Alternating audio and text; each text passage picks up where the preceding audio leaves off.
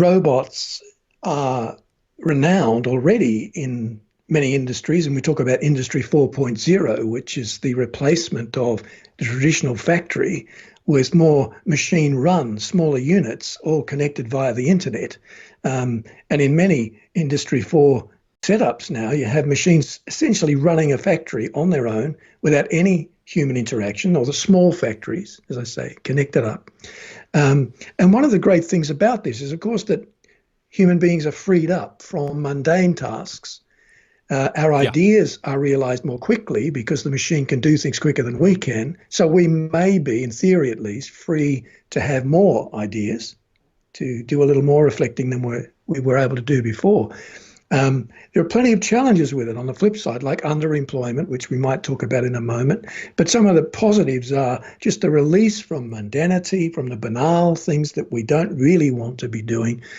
One of the challenges is transition, where our jobs change so quickly and we don't have time to change quickly enough with them because of automation. These are some of the challenges. So it's a bit of flip side of each strength is a weakness. There are many other, we could talk about some of the other, like nanorobotics in medicine. Nanorobots are bots that are tiny machines, microscopic, built from the atomic level up, that can be, in medicine, injected into your bloodstream, carrying certain helpful chemicals, which can then be injected into harmful cells, like cancer cells, so that they do what normal drugs can't do, in that they take out the bad cells while leaving the healthy ones alone. These are called nanobots in medicine. And that's a very helpful thing when you think about the possibilities of that. It's not yet consumer viable, but the technology is there. Golly. All right, so I understand the factory part, and that is something that comes to mind as the possibility of being harmful to folks that depend on the mundane task. But before we talk about that, is there a time in the future in which robots will be able to occupy professions that are not mundane, such as a doctor? Like you go into the doctor's office and you wait, and a robot walks in and says, "What is the problem? What are you going through?" And you basically tell them, and the robot knows how to respond. The robot knows how to check your vitals. The robot knows what prescription to give you. I mean, is that something that could happen? Absolutely. And I'll cite the example in law, for example. In law right now, there are chatbots that are taking the place of lawyers in cases where people are being mischarged parking fines or speeding fines, and they write to they contact the chatbot, which is, of course, the listeners will know, it's a piece of software that allows us to communicate with machines in a very human-like, fluid way, almost like we're talking to a person. So they're using these apps now to argue their case against what they think are unjust speeding fines, and people in the UK have saved many thousands of pounds doing it this way. So law is affected. Journalism's affected right now, Joey. Forbes magazine occasionally uses a program called Quill to write entire articles without any human intervention. My gosh. So I didn't know that. Yeah, it's not all the articles, it's just some, but the possibility is there that within maybe 15 years of now, 50% or more of magazine articles might be written by machines. And let's face it, data mining allows them to do far better research. And because of the artificial neural network technology, they are able to learn to write in more human-like ways. Even the arts are affected by this. The arts, there's a computer network owned by the University of Malaga in Spain, which as of now has written not thousands, but millions of pieces of symphonic music in what's called the modernist classical genre. And London Philharmonic Orchestra 2 years ago played the first of these pieces to be written. It was the first time a live elite orchestra played something completely written by a machine. So even the arts are affected. Wow. Oh my gosh. Hey, have you seen the movie Ready Player One by any chance? Oh, no, I haven't. My son, who's a filmmaker in Australia, he saw it and he said I should see it, but I haven't, no.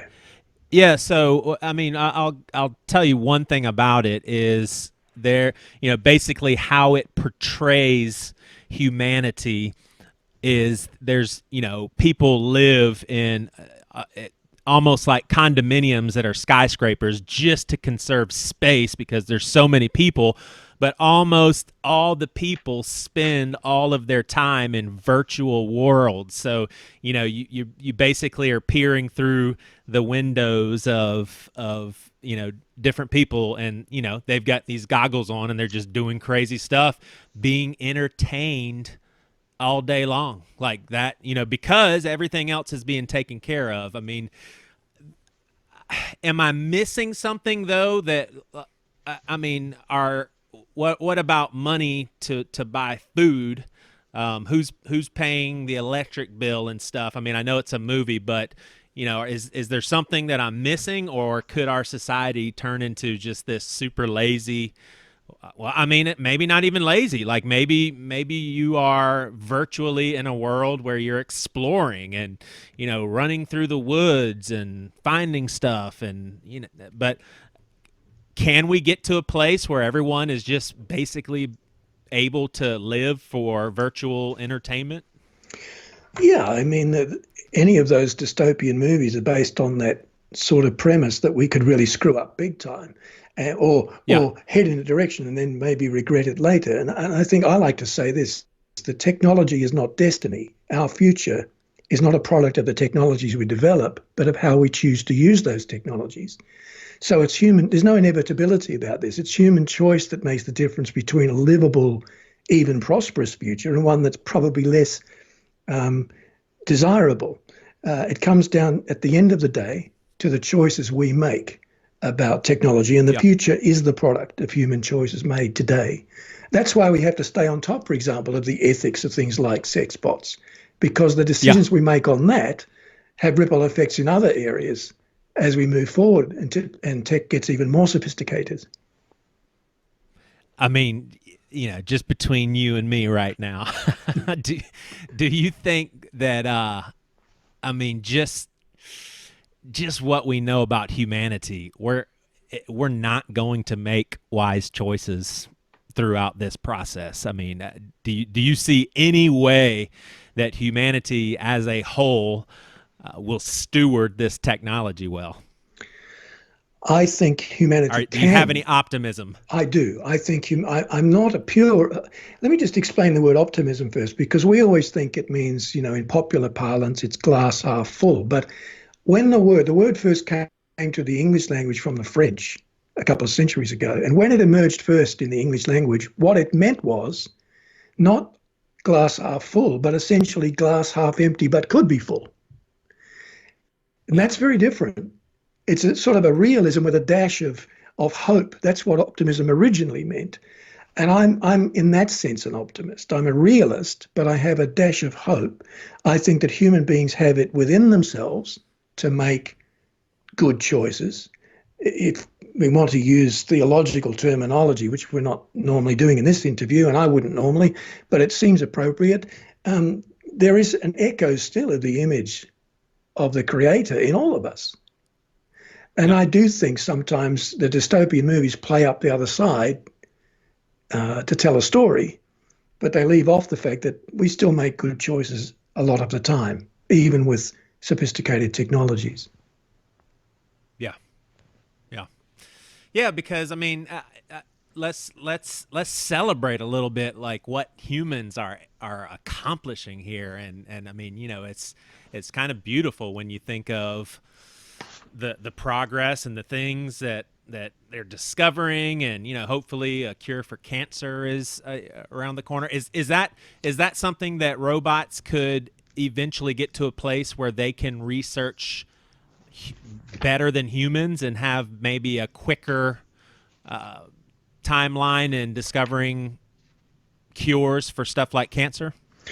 Yeah, well, already because of things like machine learning and ANN technology, machines can research far quicker than us. They can allow us to collect. Well, data mining is already happening. We all know that our social media accounts, our health apps are being mined for data, and big companies are essentially selling that to the marketers who pitch products at us, which, by the way, leads to digital overload, but that's another story.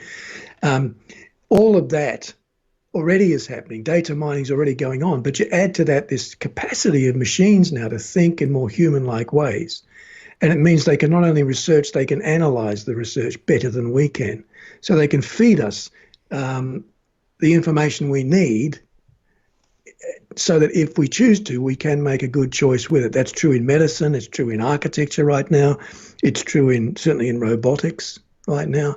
So yeah, machines can be a great benefit to us in that regard. Imagine you could take, for example, all of the wisdom of, say, the last 200 years, great thinkers of the last 200 years on any ethical subject or anything relating to technology at all, and write that up in a sort of précis fashion in modern terminology, in a way that's accessible to most thinking people. That's what ANNs will allow us to do. And that's pretty amazing when you think about it. Gosh. You know, you think... All right, so that... Yeah. Go ahead. No, you think about the possibilities of going back to historical figures and finding out what they say about any of the things we're talking about today, or any of the human aspects of these things. And we might be able to arrive at wisdom, because today we have a lot of knowledge, but don't necessarily have an overflow of wisdom, knowing how to apply knowledge in righteous or good ways. So we may be able to get access to great wisdom in that way, aided by machines, where the machine is the servant, not the master.